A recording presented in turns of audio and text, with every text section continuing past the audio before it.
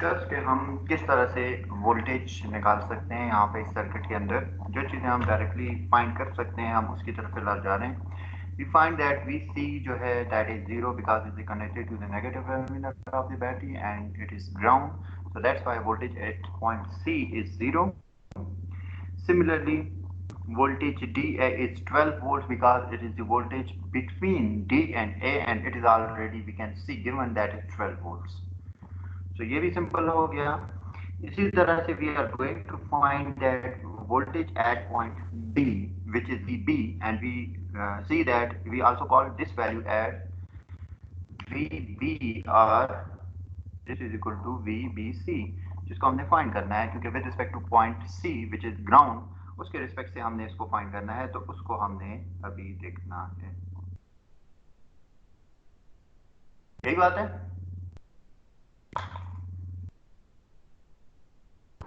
Yes sir.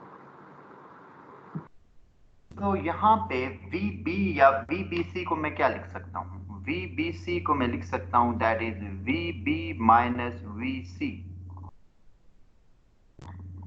In other words we can say कि VB point B और point C के दरमियान में कौन सी वोल्टेज है। जिस तरह हमने VD फाइंड किया या VDA फाइंड किया, VD नहीं बल्कि VDA फाइंड किया है। हमने क्या कहा था, जिस तरह मूसा ने बताया कि हमारे पास VDA की वैल्यू क्या है 12 वोल्ट से, इसी तरह से बिल्कुल इसी तरह से आप देख सकते हैं VBC की वैल्यू क्या है।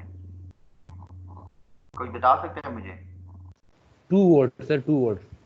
ऑब्वियसली मूसा 2 वोल्ट। B और C के दरमियान में, C is a ground, remember C ground है, तो उनके दरमियान में हमारे पास 2 वोल्ट्स आ रहे हैं, तो हमने VB भी देख के फाइंड कर दी। अब हम जाएंगे, हमारे पास दो और वैल्यूज रह गई हैं, one is VD, the other one is VA। तो VD के बारे में कोई बता सकता है कि वो कैसे फाइंड कर सकते हैं VD? तो मैं इधर यहाँ पे लिखा हुआ है दिस इज VD। VD का क्या मतलब है कि हमने पॉइंट D पे वोल्टेज, दूसरा पॉइंट कहाँ पे है सर? ग्राउंड पे। 0 सर, ये C ग्राउंड पे। ग्राउंड पे। तो अगेन अब आप देखेंगे जिस तरह आपने VB देखा, VB आपने क्या देखा, आपने देखा पॉइंट B और ग्राउंड के दरमियान में कितनी वोल्टेज है, 2 वोल्ट है। यही बात है। Yes sir. इसी तरह अब आप लोग देखेंगे कि पॉइंट D और ग्राउंड के दरमियान में कितनी वोल्टेज है।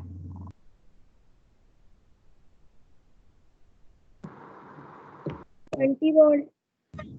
ऑब्वियसली 20 वोल्ट्स हैं, बट रिमेंबर पॉइंट D और ग्राउंड के दरमियान में जो 20 वोल्ट्स यहाँ पे आप देख रहे हो, ये एक्टिव एलिमेंट है या पैसिव एलिमेंट है?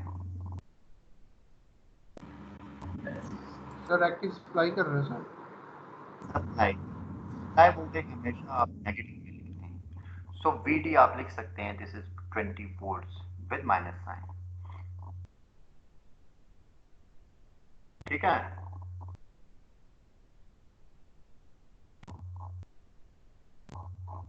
सर ये माइनस साइन है सर, समझ रहे सर ये माइनस साइन क्यों आएगा? एक्टिव सोर्स के लिए हम क्या फिलहाल चलिए इसको ही रहने दें, मैं जब आगे KVL की सॉल्व करूंगा तो फिर माइनस कर देंगे, अगर आएगा तो कर लेंगे, नहीं आएगा तो नहीं करेंगे। फिलहाल हमें ये पता है कि पॉइंट D और ग्राउंड के दरमियान में हमने वोल्टेज देखनी है, तो वो कितनी है 20 वोल्ट से। यहाँ से आप देख रहे हो तो 20 वोल्ट है। इसी तरह से आप दूसरी साइड से भी देख सकते हैं, क्योंकि ग्राउंड की तरफ आपने जाना है पॉइंट D से।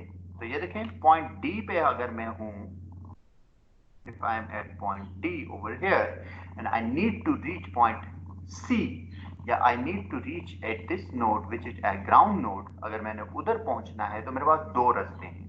एक तो यहाँ से सीधा मैं नीचे की तरफ जा सकता हूँ जहां पे मुझे कितने वोल्ट्स मिल रहे हैं 20 वोल्ट्स मिल रहे हैं। दूसरा रास्ता मेरा ये है जो राइट साइड से होता हुआ ग्राउंड की तरफ जा रहा है। This is my second part. इसके ऊपर भी आप देख सकते हैं कि कितनी वोल्ट्स आ रही हैं। तो अगर आप यहाँ पे देखें तो पहले मुझे मिल रहा है 12 वोल्ट्स, 12 वोल्ट के आगे कितना है 6 वोल्ट्स। दोनों की पोलैरिटी फेस कर रही है, 12 वोल्ट का माइनस और 6 वोल्ट का प्लस एक दूसरे को फेस कर रहा है।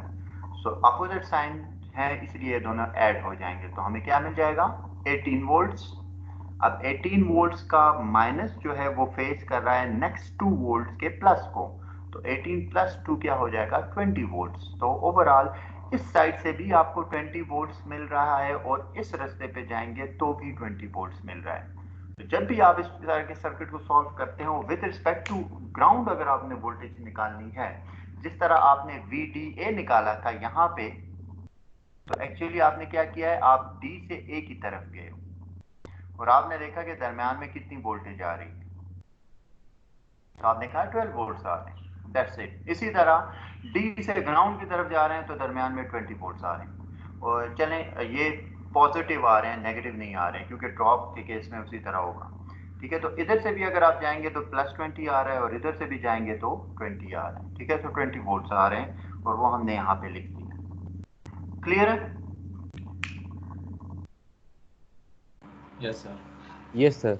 Yes sir. अब सिर्फ एक वैल्यू रह गई है और that is VA, voltage at point A रह गई है। सो ये कोई मुझे बता सकता है? 6 + 2 8 या -12 + 28। 20 - 12 is equal to 8।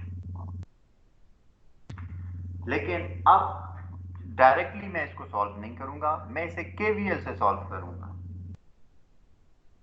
So point C अगर मैं इधर लिखता हूं तब भी ये पॉइंट C है, और अगर मैं यहाँ पे इस नोड के दरमियान में यहाँ पे एक पॉइंट लिख के इसे C कह दूं तब भी ये पॉइंट C ही है, क्योंकि ये एक ही नोड है। कोई इसमें कोई प्रॉब्लम तो नहीं है?